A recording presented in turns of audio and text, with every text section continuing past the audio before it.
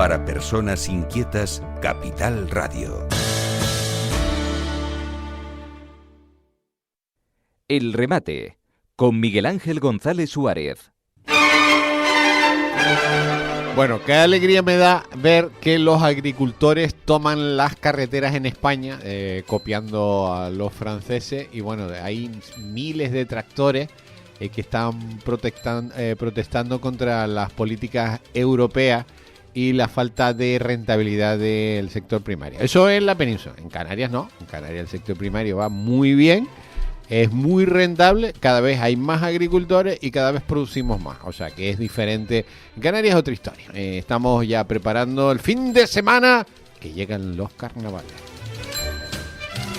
Bueno, llega el látigo negro. Abel Román, coordinador de la Alianza de Vecinos de Canarias. Abel, buenos días. Muy buenos días y un saludo cordial a todos los vecinos de Canarias.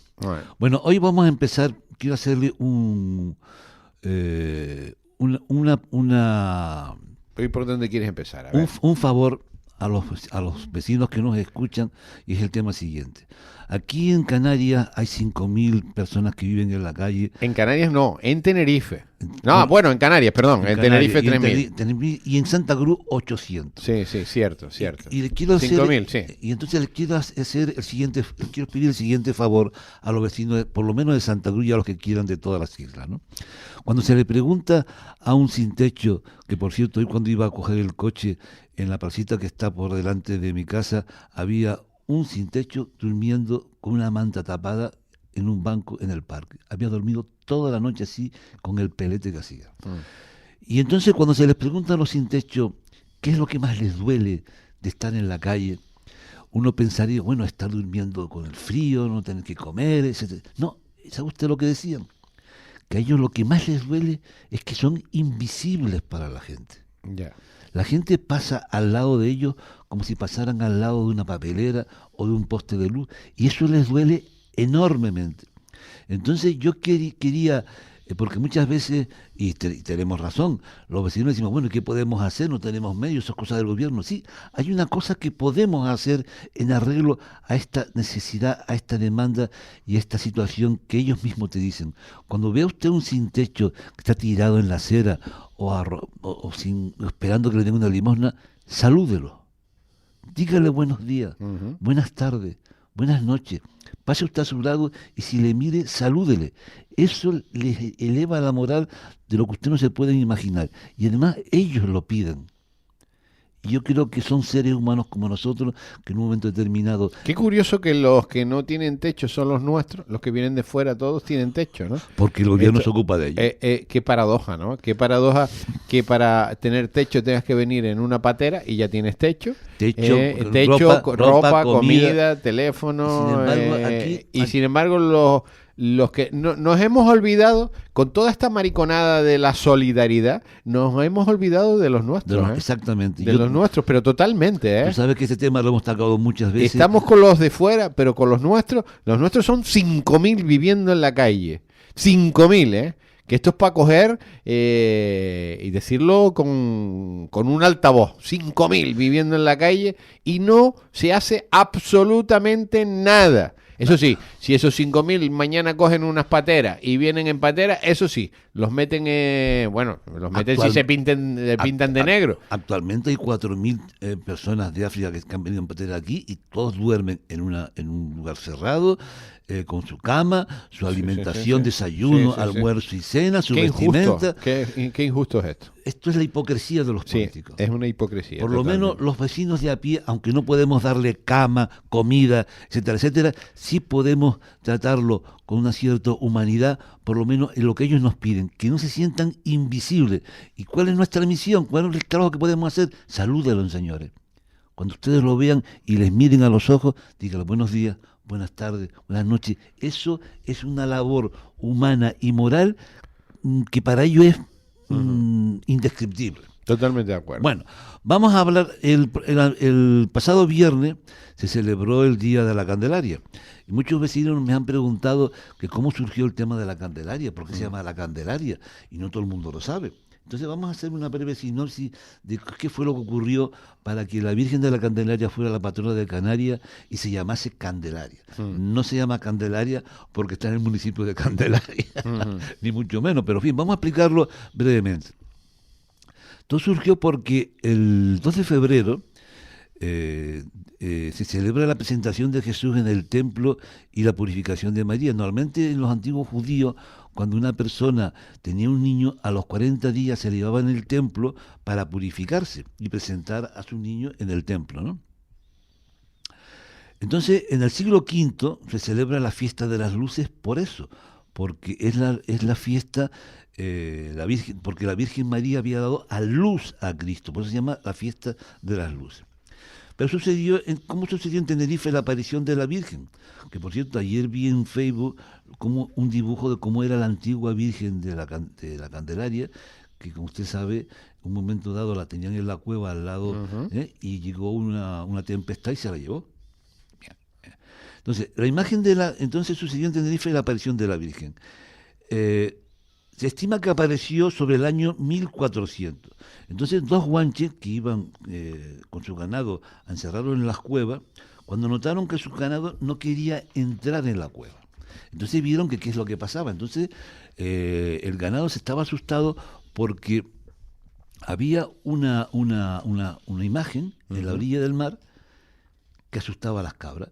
Entonces uno de los guanches le hacía señas para que se fuera de allí y entonces, según cuenta la tradición, la mano a él le quedó paralizada por hacer eso.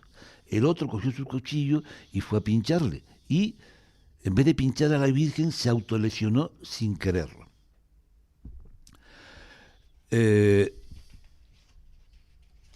Entonces fueron al rey Guanche, a la cueva palacio del rey Guanche, y le contaron lo que había pasado. Al Mensei. Entonces fueron a la cueva palacio del Mensei, les contó lo sucedido y él dijo, esto es un tema providencial. Esto no puede ser un tema normal. Entonces se fue a coger a la Virgen, cogió en brazos y se la llevó y se la iba llevándola en brazos para llevarla a otro sitio, ¿no? Pero llegó un momento en que no podía porque era muy pesada. Y entonces le ayudaron. En ese lugar, ¿sabe usted lo que hicieron después? Ahí se cogió y se hizo el santuario de la Virgen del Socorro, porque socorrieron al Mensei Guanche. Bueno, pues una vez sanados, se llevó la imagen, uno de los guanches era esclavo, se lo contó al rey y se llamaba Antón. Entonces la Casa Real reconoció a la Virgen María y en 1526 crearon el santuario por los muchos milagros que hacía la Virgen. La imagen original era de 1 metro y portaba el niño Jesús en el brazo y en el brazo izquierdo una candela. Por eso la Virgen se llama la Virgen de la Candelaria, porque llevaba en la mano izquierda una candela. Entonces se celebraba, el 2 de febrero se celebraba, en 1497 se celebró la primera fiesta apenas completada la conquista, y después en 1826 esa imagen se perdió por una inundación y posteriormente fue hecha una réplica que es la que está hoy en día. Entonces ostenta el cargo de patrono de las Islas Canarias y la llevaba cariñosamente la morenita. Ahora, aquí viene un dato interesante. ¿Por qué es negra? ¿Por qué es morenita? ¿Qué significa ese color de la cara? La Virgen María para los navegantes es la estrella, representa a la Virgen Estrella del Mar, y que tiene razón de ser porque se apareció arrastrado por el mar, seguramente que en un barco que naufragó, esa Virgen estaba en un barco y llegó hasta la orilla. Eso está clarísimo, que la Virgen iba en un barco. Exacto. Y yo que sea una imagen de la Virgen tampoco lo tengo muy claro, yo creo a lo mejor que fue... ¿Tú te acuerdas lo que iba en la... Los mascarones de proa. Los mascarones de proa. No, según el dibujo que se hizo de la antigüedad, era una virgen, porque tenía un niño... ¿Pero quién hizo el dibujo? Si en aquella época todavía no habían entrado ni los conquistadores. Por eso te digo que yo tendría mis dudas ahí. Mi teoría es que era un mascarón de un barco Puede ser, que naufragó, puede ser. flotó y llegó a Puede las ser, costas. puede- En aquella época los guanches ya sabes cómo eran, ¿no? Sí, puede ser.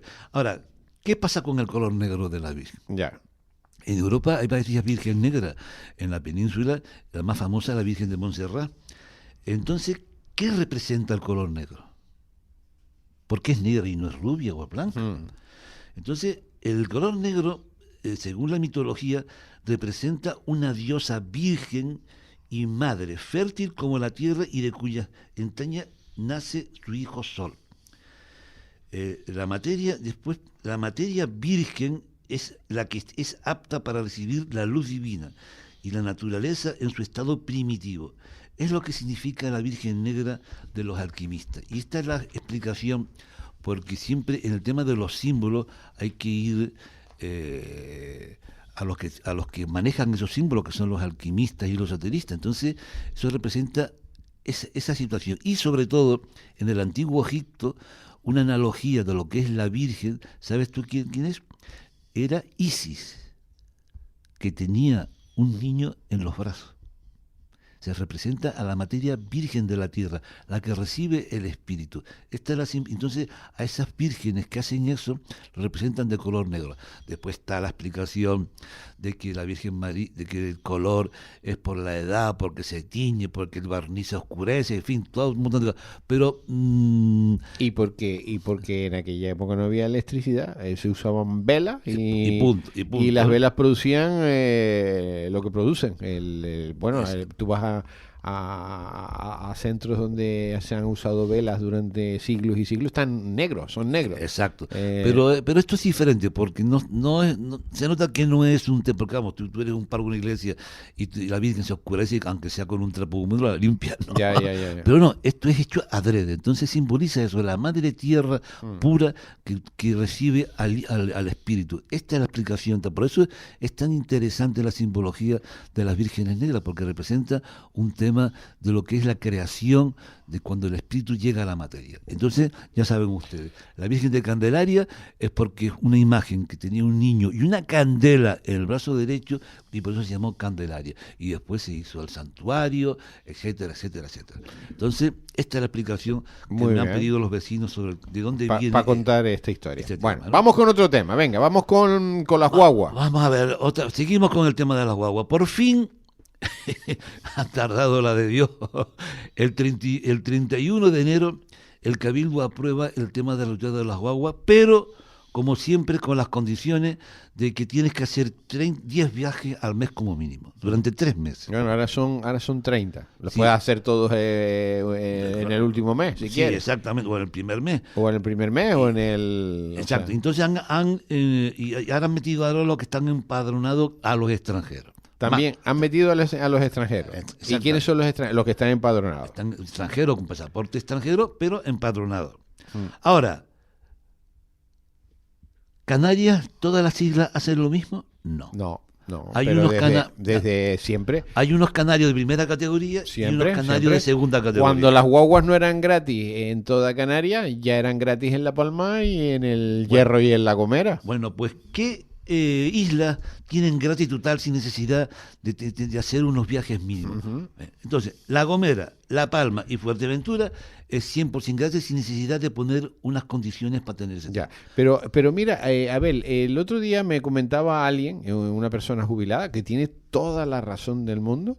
Las guaguas están todas saturadas porque está todo el mundo viajando en guagua. Que es lo que queríamos, ¿no? Sí, que que es dejaran lo el que coche queríamos. privado. Pero me decía él, dice, mira, yo soy jubilado, yo no tengo que ir a trabajar a ningún sitio. ¿Por qué me obligan a hacer 30 viajes? Exactamente. De esta manera lo que estoy haciendo es ocupando una plaza de alguien que a lo mejor la necesita. Los jubilados no deberían de tener esta condición. No, hombre, no. Vamos a ver, hay lugares donde nosotros pedimos, cuando los que promocionamos por primera vez el tema de menores de 25 y mayor y los jubilados, se hace por sus condiciones económicas. Claro. Date cuenta que hay personas... Sí, pero ¿por qué a un jubilado se le obliga también a los 30 viajes? Exactamente. Es absurdo. O a uno normal y corriente que no tiene... Sí, vamos a ver. pero mira, un jubilado que no tiene que vaya a la guagua cuando quiere, las veces que quiera. Claro. Pero ¿por qué le vas a obligar tú a unos viajes? Al final lo que estás haciendo es ocupando una plaza de alguien que a lo mejor sí la necesita para ir a trabajar. Que vaya cuando quiera, pero no los obligue. Claro, claro. Y sobre todo hay una cuestión. Hace que en Canarias hayan ciudadanos de primera categoría y de segunda categoría. Los de primera categoría tienen derecho a tener todo gratis, sin necesidad de tener unos viajes mínimos. Y los de segunda categoría, pues estamos los de Tenerife y Gran Canaria. Ya. Y Lanzarote también, que también lo meten en el ajo. Entonces, yo les pido... Pero eso llevamos, ya antes de que ocurriera esto, ya había guaguas gratis en 3 islas, antes de que se produjera esto en Tenerife, bueno, en el resto de las islas. La Gomera, La Palma y Fuerteventura, Sí, nada más. eso lo tenían claro ellos. Los demás, Lanzarote, Tenerife y Gran Canaria, nos pegan el palo y sin darnos unas explicaciones razonables. Cuando tú pides explicaciones, no, a pagar, porque parece que les duele. Entonces, toda esa gente, porque mira, hay gente que no tiene dinero ni para coger la guagua, porque está en una situación crítica. Esa gente que va a pedir comida en bolsa a las ONG, ¿tú crees que tienen dinero para ir a la guagua? O si les suelte un trabajo, coger y gastarse 15 o 16 euros que vale una guagua al sur, no tienen. Entonces, ¿por qué nos castigan? ¿Por qué castigan a la gente más necesitada? Y además nos están pidiendo, no cojan el coche. Pues permítanlo. En La Palma, ¿sabes cuánto ha aumentado el número de viajeros en el transporte público? El 100%. Y en Tenerife el 47%. Y están llenas porque el gobierno, el cabildo, no pone el número de guaguas adecuado para esta sobredemanda. Y nos ponen una guagua más. Lo único, esas 257 que promociona el cabildo de que las mandaba a pedir, no son nuevas, son reposiciones de guagua que han tenido que devolver por renting y ahora las han comprado, con lo cual el número de viajeros no está... De todas maneras, hay un caos en Tixa tremendo, porque tú sabes que Tixa lo controlaba Ciudadanos. Ciudadanos colocó a toda su gente en Tixa y en el tranvía. Y ahora los nuevos gobernantes están acabando con los que estaban. Entonces ahí están quitando a todos los de Ciudadanos para el carajo, todos para Don Piso, como dice un amigo mío, y están limpiando allí, claro. Entonces ahora en Tixa, por lo menos, que se sepa, no manda nadie. Mira, ahora es un desastre. Ahora primero no hay gerente. Después de 7 meses, Tixa no tiene gerente. El director de logística tampoco está. Y ahora está el director de explotación, que es un chofer. Y todas las personas capacitadas, que en Tiza hay muchas, pues los han mandado a trabajo secundario, pero no directivo. Han cambiado, porque Ciudadanos puso a todos los del partido en Tixa, y entonces están haciendo una limpia en la empresa pública, quitando a todos esos y cambiando. Pero todo ese proceso es lento. Y mientras tanto, claro, la casa sin barrer. Pero claro, ¿qué ocurre? Que la concejal de movilidad, la señora Eulalia, que esta consejería es una consejería súper técnica por todo lo que implica de esto, es una licenciada en filosofía y pedagogía. ¿Qué demonios sabe esta señora de logística y de explotación? Bueno, pero tendrá que tener ahí un gerente, una gerente que sepa de no esto. Hay, y no hay. No hay. No hay de momento. Nosotros tuvimos una vez una reunión con el Instituto Suroeste para el tema del tranvía y de las guaguas. Claro, llegaba una guagua, la gente esperando media hora, y cuando llegaba estaba llena, y como no cabía uno más, pasaba de largo. No te puedes imaginar el cabreo de la gente, ¿no? Entonces, ella decía que no tenía medio, y digo, vamos a ver.